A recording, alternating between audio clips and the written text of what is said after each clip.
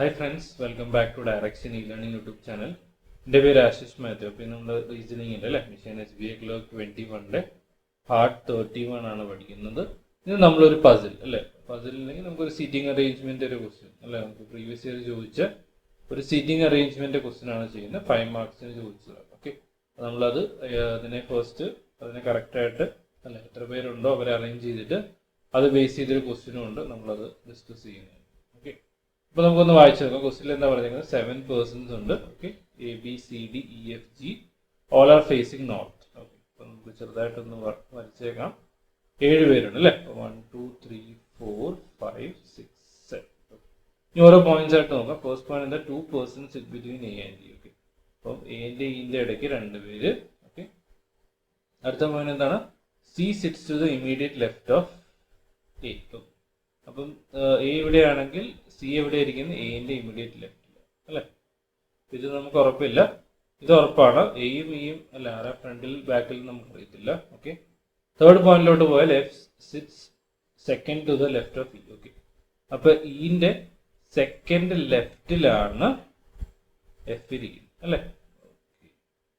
അടുത്ത പോയിന്റിലോട്ട് പോയാൽ more than 1 person sits to the left of. Okay, അപ്പൊ എഫിന്റെ ലെഫ്റ്റില് ഒന്നിൽ കൂടുതൽ ആൾക്കാർ ഇരിക്കുന്നു. ഓക്കെ, അപ്പൊ 2 3 ഇങ്ങനെ എത്ര ആണെങ്കിലും ആവും. ഓക്കെ, അടുത്ത പോയിന്റ് എന്താ? D is the only neighbour of B.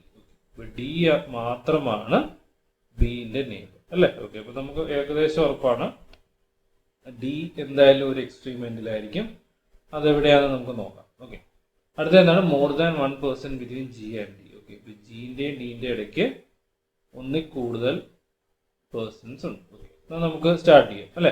ഒരു കാര്യം ചെയ്യാം, നമുക്ക് 2 ഫിഗേഴ്സ് ഒന്ന് വരച്ച് രണ്ടിനെ ഒരുമിച്ച് കൊണ്ടുപോകാം അല്ലെ. 3 4 5 6 7 അല്ലെ. അപ്പൊ ഇങ്ങനത്തെ പസിൽസിന് ഇമ്പോർട്ടന്റ് എന്താ? നമ്മൾ എവിടെ നിന്നാണ് സ്റ്റാർട്ട് ചെയ്യുന്നത് എന്നുള്ളതാണ് ഇമ്പോർട്ടന്റ് അല്ലെ. അപ്പൊ ഇത് കാണുമ്പോഴേ അറിയാലേ എവിടെ നിന്ന് സ്റ്റാർട്ട് ചെയ്യാം. നമുക്കറിയാം D is the only neighbour of B എന്ന് പറഞ്ഞിട്ടുണ്ട്. അപ്പൊ നമുക്ക് എന്ത് എഴുതാം? ഡീനെ നമുക്ക് എക്സ്ട്രീം എൻഡിൽ വെക്കാം. ഫസ്റ്റ് കേസ് ഞാൻ ഡീനെ ഇവിടെ വെച്ചു, സെക്കൻഡ് കേസിൽ ഇവിടെ വെച്ചു. ഇപ്പൊ B ഇവിടെ വരും അല്ലെ. B ഇവിടെയാണ്. നമുക്ക് ഇത് റിലേറ്റഡ് ആയിട്ടുള്ള എന്തെങ്കിലും പോയിന്റ് ഉണ്ടോ? ഓക്കെ, നമുക്കറിയാം more than 1 person between G and D ആണ്. ഓക്കെ, ഓക്കെ, ഇവിടെ മോർ ദാൻ 1 പേഴ്സൺ. ഓക്കെ, അത് നമുക്ക് കറക്റ്റ് സ്പോട്ട് ചെയ്യാൻ പറ്റത്തില്ല അല്ലേ. മോർ ദാൻ 1 എന്ന് പറഞ്ഞാൽ 2 ആവാം, 3 ആവാം, 4 ആവാം. ഓക്കെ, അത് എത്ര വേണമെങ്കിലും നമുക്ക് ഫിക്സ് ചെയ്യാൻ പറ്റുന്നതാണ്. ഇനി നമുക്ക് ഇവരെ ഒന്ന് അറേഞ്ച് ചെയ്ത് നോക്കാം അല്ലെ. ഇവിടെ നമുക്കറിയാം എന്റെ ഇന്റെ ഇടയ്ക്ക് 2 പേരുണ്ട്. ഓക്കെ, അതുപോലെ തന്നെ എന്റെ ഇമ്മീഡിയറ്റ് ലെഫ്റ്റിലാണ് സി ഇരിക്കുന്നത്. ഇന്റെ സെക്കൻഡ് ലെഫ്റ്റിൽ F ഇരിക്കണം അല്ലെ. ഓക്കെ, എന്നാൽ നമുക്ക് ഒന്ന് അറേഞ്ച് ചെയ്ത് നോക്കാം. ഇവിടെ സീനെ ഞാൻ ഫിക്സ് ചെയ്താൽ A ഇവിടെ വരും. ഓക്കെ, എന്റെ ഇന്റെ ഇടയ്ക്ക് 2 പേര്. ഓക്കെ, ഇന്റെ സെക്കൻഡ് ലെഫ്റ്റിൽ F വരും. ഓക്കെ,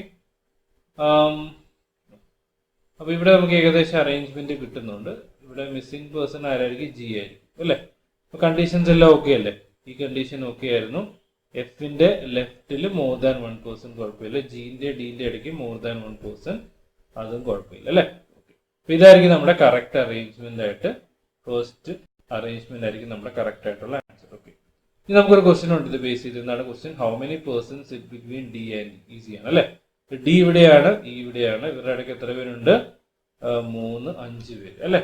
കാരണം ഡിയും ഇയും ആണ് നമ്മുടെ എക്സ്ട്രീം എൻസിൽ ഇരിക്കും അല്ലെ. ഓക്കെ, അപ്പൊ നമുക്ക് ഈ ക്വസ്റ്റിന്റെ ആൻസർ ഈസിലി കിട്ടി, 5 പേഴ്സൺസ്. ഓക്കെ, നിങ്ങൾ ഈ അപ്രോച്ച് നോക്കുക. ഈസി ക്വസ്റ്റ്യൻസ് ആണ് നമുക്ക് പ്രിലിംസിൽ വരുന്നത്. അപ്പൊ നല്ലൊരു പ്രാക്ടീസ് തന്നെ നടത്തുക. എന്തെങ്കിലും ഈ ക്വസ്റ്റ്യൻ റിലേറ്റഡോ അല്ലെങ്കിൽ ഈ ടോപ്പിക് റിലേറ്റഡ് ഡൗട്ട് ഉണ്ടെങ്കിൽ തീർച്ചയായിട്ടും നിങ്ങളത് കമന്റ് ബോക്സിൽ മെൻഷൻ ചെയ്യുക. Okay, this is Ashish Mathew signing off.